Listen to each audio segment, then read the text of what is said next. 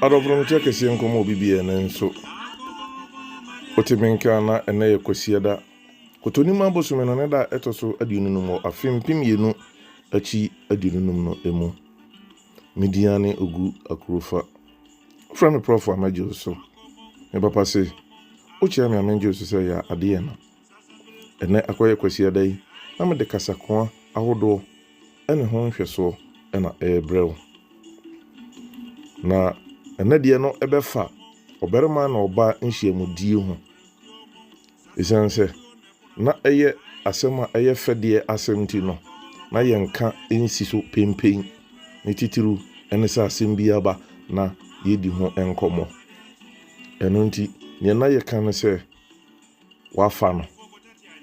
nti se na obi no obi ekonya nhyiamudie me kire oberema na oba bi edi nhyiamudie a yensi ne pen na yeka se wafa no sanso na yetumi eka se ohu oba ne ho ebi nso ne se one oba no redi mpasogro anase one oba no edi mpaningoro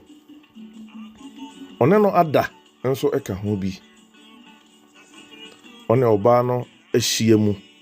eno nso eka ho sanso ena yetumi ka se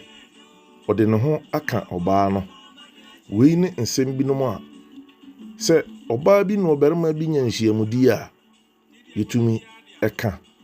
yedi fura de akoso no entoma se de be ya be hu se ampa wano ate ufiri mpanimfie na eboa ema okasa no nso eyede edamasi pi nyame ya doma da se ne obesin atemenka bi nyame nka obibi ya ho Abreje yo di agro mu besi manamba